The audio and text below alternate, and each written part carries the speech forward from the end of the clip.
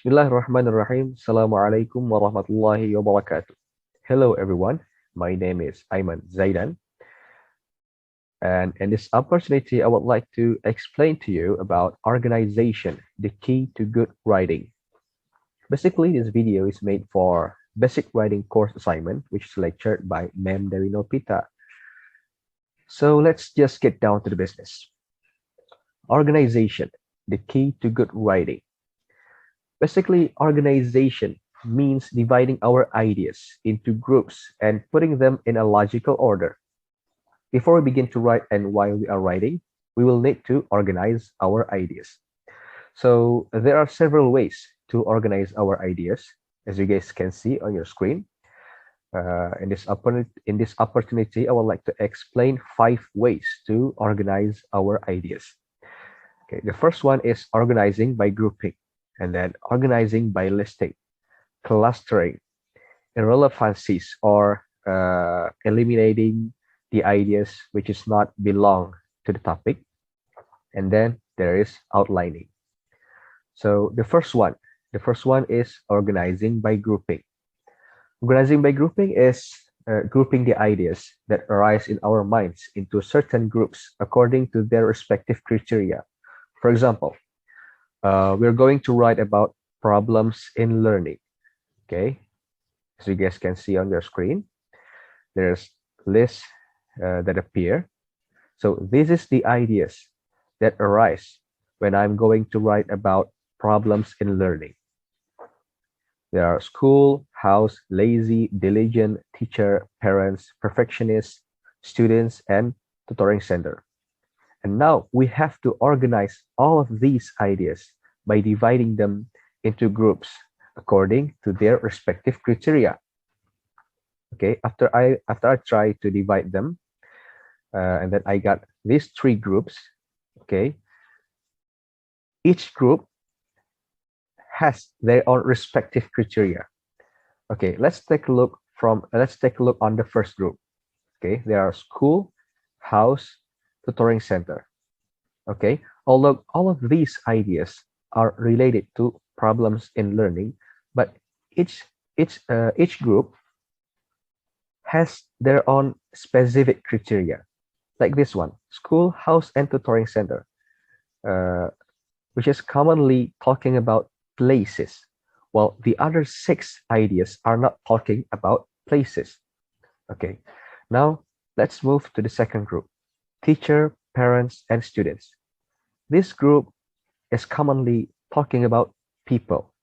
Okay, these 3 ideas are talking about people, while the other 6 ideas are not related to people. And then the last group, the third one, diligent, lazy, and perfectionist. Okay, so the third group is commonly talking about personality.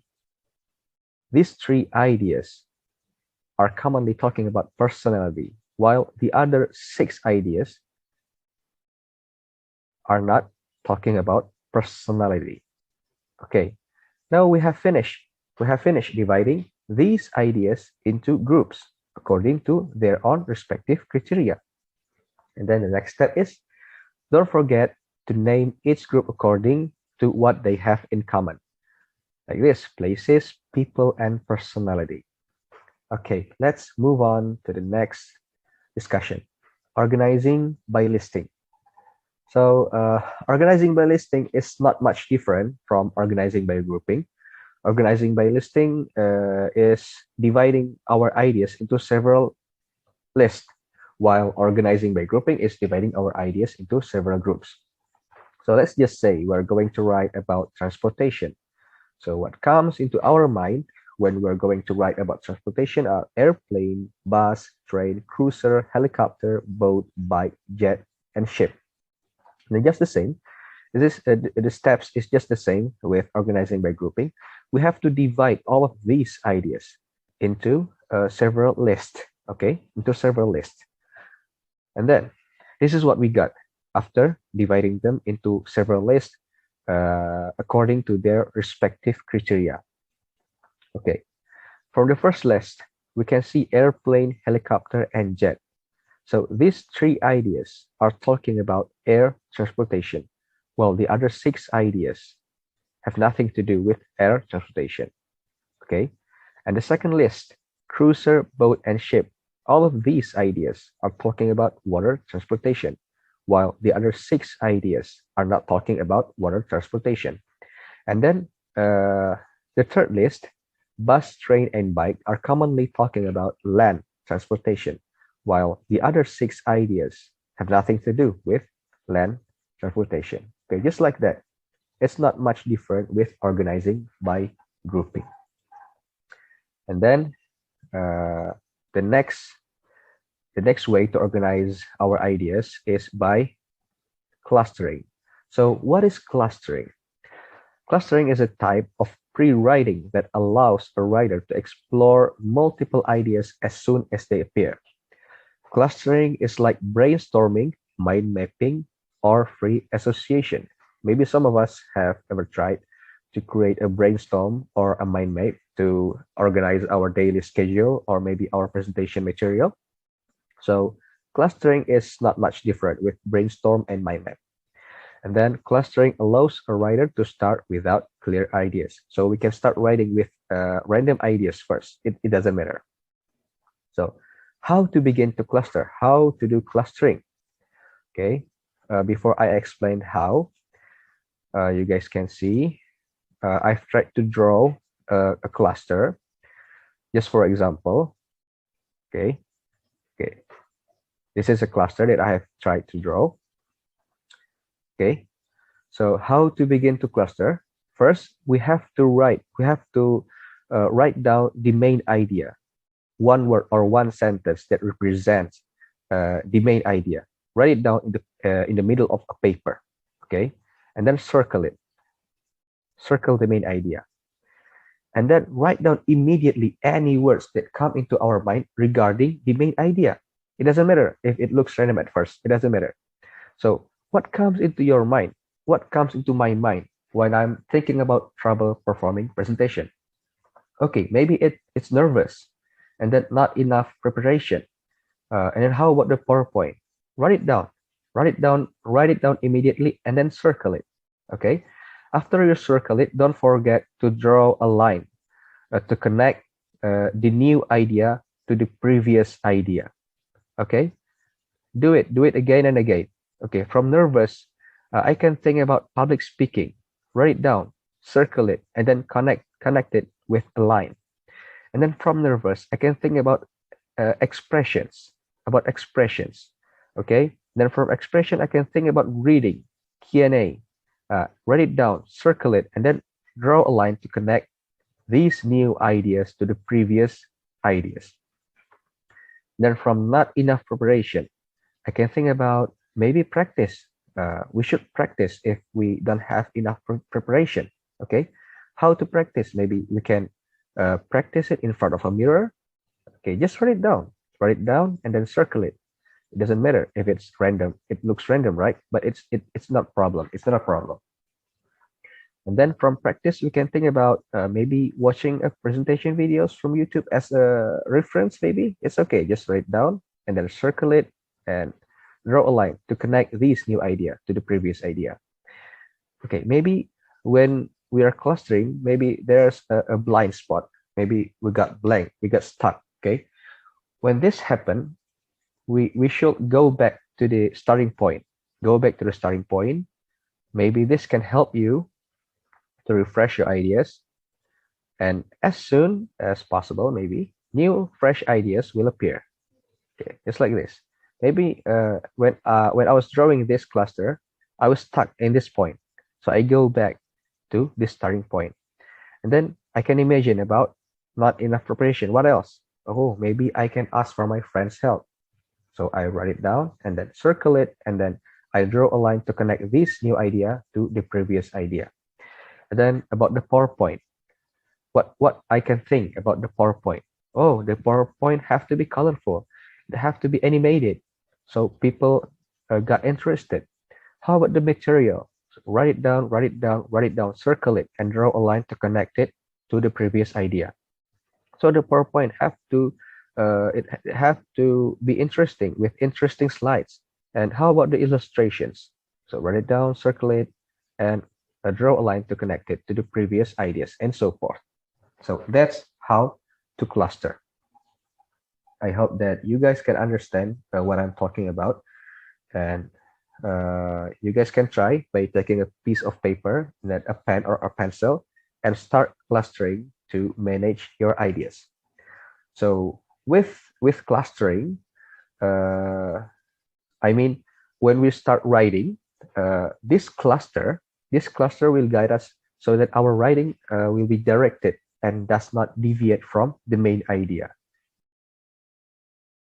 Okay, and then the next way to organize our ideas is by eliminating the unrelated or irrelevant ideas from the list, which is called irrelevancies. So when we are organizing our information, it is important for us to be able to recognize when something does not belong. When something does not belong, it is called irrelevant. Okay. For example, just say that we're going to write about vacation, and here's the list of information related to vacation. Okay, so you guys can see on your screen. Okay, there are four items in the list of vacation. Okay, I'm pretty sure that all of you guys can immediately encounter which ideas is not belong to this vacation list, right? So there are hotel, beach, mathematics, and serving.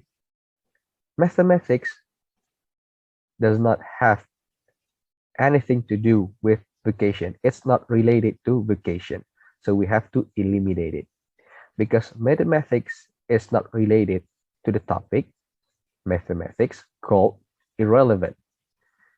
And this is irrelevancies. Okay. And let's take a look to the next example from this list. You guys can see there's Google Workspace, Google Classroom, Google Meet, and Edmodo. All of these four items are learning platforms, especially online learning platforms. But if we look more closely, most of these are provided by Google. So we have to eliminate the ideas that is not related to Google, okay, or not provided by Google. And it is Edmodo. So we have to eliminate Edmodo. Edmodo is irrelevant and it is called irrelevancies. Okay, now let's take this exercise to another level. Now we are going to eliminate a sentence which is not relevant to the topic sentence. Okay, this is the example. Just say that we're going to write about it is fun to learn basic writing. This is the main idea. It is fun to learn basic writing. And then these are the supporting ideas. Number one, you can learn how to write right from the beginning. Number two, it's the main skill that you need to master as a student. Number three, sometimes the discussions are confusing. And number four, you will be able to write with more confidence. Now, we have to encounter which ideas is not relevant, which ideas is not related to the main topic. Okay, if we look at these four ideas, actually all of these ideas are related to the main topic, right? So how to encounter the irrelevancies? So the way is we have to find out which one is not supporting the main idea. Let's take a look one by one. From number one, you can learn how to write right from the beginning. This idea is still supporting the main idea, the main topic. Number two, it's the main skill that you need to master as a student. Well, it's true, it's correct, and it's still supporting the main topic. Number three, sometimes the discussions are confusing. Well, maybe it is true. Maybe for some people, learning basic writing is a little bit confusing, but this idea is not supporting. It's not supporting the main topic that's saying it is fun. It is fun to learn basic writing.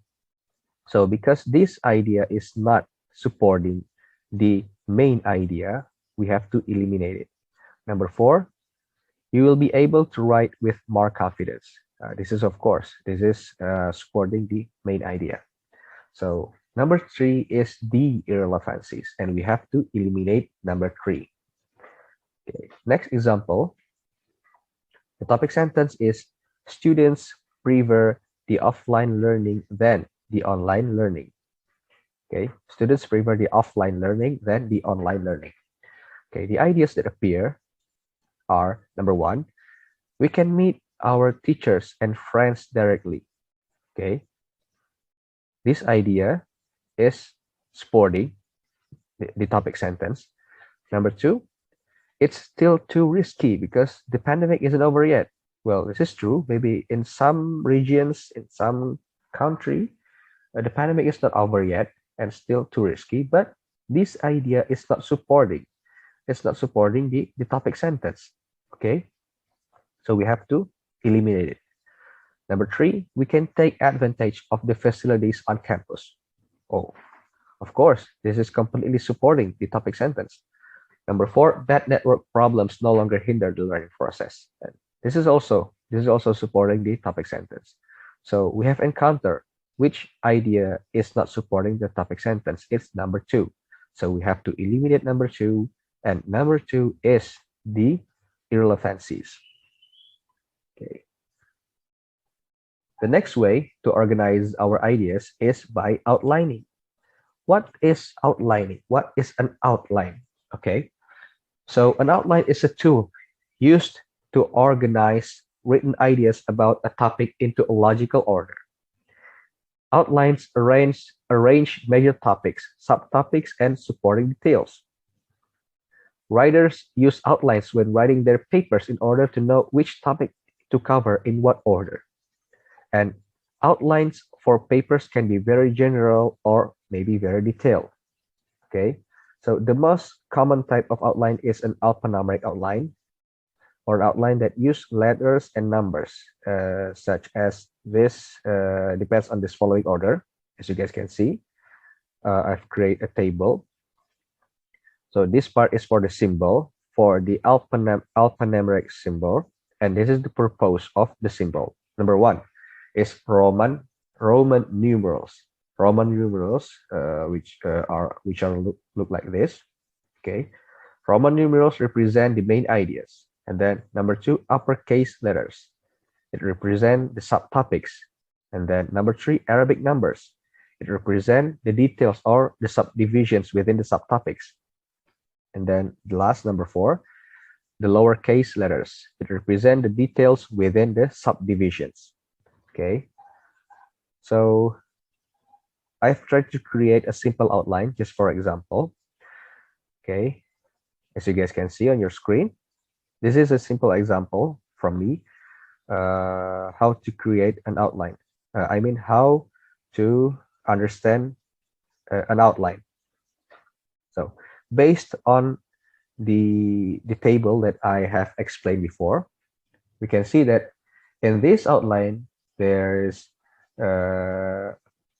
Roman numeral, and then uppercase letter, Arabic number, and also lowercase letter. Okay.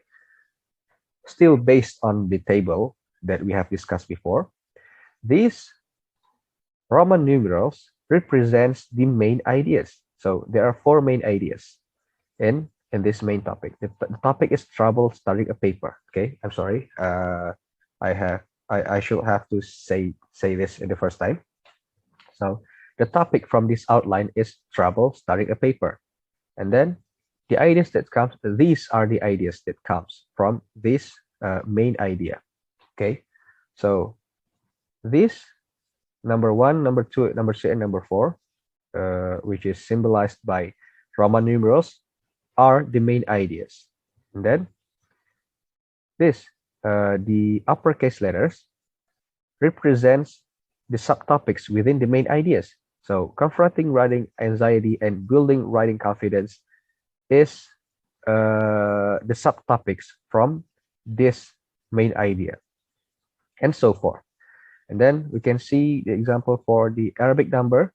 This is the Arabic number, organizing ideas. So Arabic number represents the details or subdivisions within the subtopics. So organizing ideas is the subdivision from the subtopic pre-writing, and pre-writing is the subtopic from the main idea, no ideas. Okay, and so forth. And then the last is the lowercase letters. Okay, in here we can see there are clustering, brainstorming, and eliminating. These three items, which are symbolized by the lowercase letters, represents the details from the subdivision. So these are the details from the subdivision organizing ideas, and organizing ideas is the subdivision from the subtopic pre-writing, and pre-writing is the subtopic from the main topic or the main idea, no ideas, and so forth. I hope that you guys can understand about this explanation. And then I have a video. I hope that this video can help us to create an outline by ourselves by using our Microsoft Office Word, and especially for Microsoft Office Word 2013. So let's watch this video together. This short video will demonstrate how to create an outline in Microsoft Word 2013. First, make sure you have Microsoft Word 2013 open on your screen. Before you begin typing, go to the top of the page and locate the font box. Look for the arrow in the lower right of the font box and click on it. This will open the font menu. You will want your font to be Times New Roman. The font style can be regular, and the size will be 12. Now go ahead and click OK, and now your entire outline will be font size 12 and Times New Roman. We will also want to make sure our entire outline is double-spaced. To do this, locate the paragraph box at the top of your page and select the option for line and paragraph spacing. Select 2.0, and now our entire outline will be double-spaced. Before we start typing, we'll want to center our cursor so we can start writing the title. Once again, locate the paragraph box at the top of the page and select the option for center. Now your cursor is centered at the top of the page and we can begin writing the outline. You'll want to type outline at the top of the page and then hit enter on your keyboard once. Go back to the top of the page and in the paragraph box, select Align Left so our cursor is over to the left. Next, type in your thesis statement. Your thesis statement is the topic of your paper or the question that your research and main ideas will answer. After you have typed your thesis statement, you are now ready to type the rest of your outline. Hit enter to begin a new line, and begin your outline by typing an uppercase I along with a period. Then go ahead and hit the space bar. Microsoft Word should automatically recognize that you're trying to create an outline, and your cursor will automatically shift to the right. You can now type in your first main idea. It should look like this.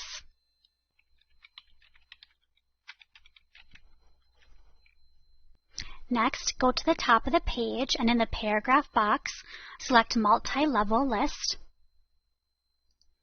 and select Define New Multi-Level List. This will allow you to create the appropriate headings and subheadings suggested by APA.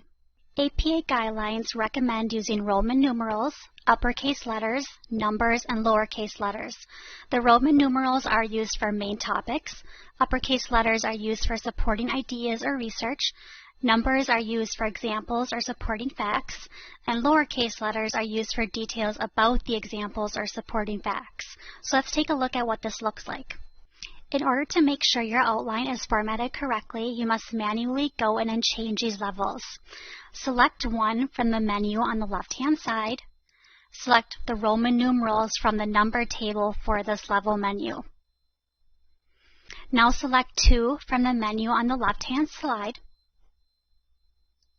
Select the uppercase letters from the number style for this level menu.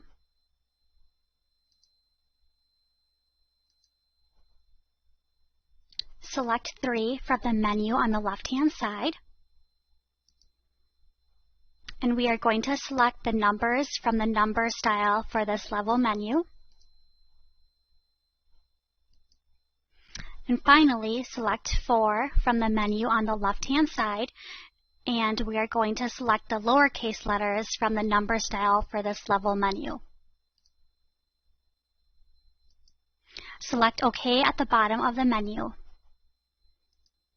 You should now have correct multi-level list, and you can continue typing your outline.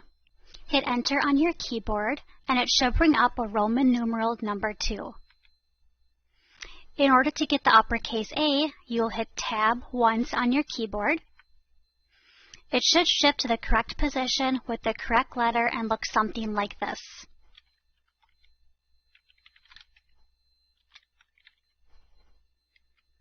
Hit Enter to go to the next level, and it should automatically insert an uppercase B and look something like this.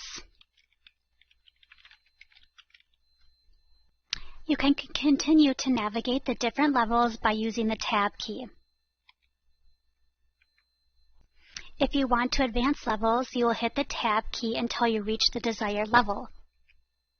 If you need to go from a lower level to a higher level, you can simply hit the Enter key to reach your desired level. You now have the basic tools to create an outline in Microsoft Word 2013. For help on this topic and more, check out our answers database where you can search our frequently asked questions or chat with the Rasmussen librarian.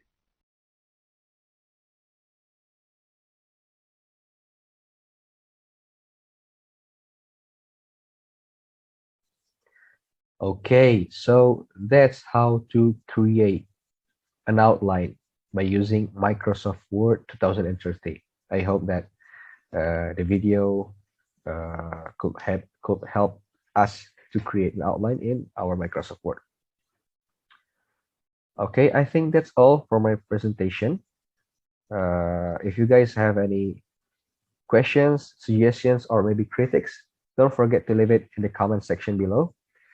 Thank you very much for watching, and see you in my next video. Assalamualaikum warahmatullahi wabarakatuh.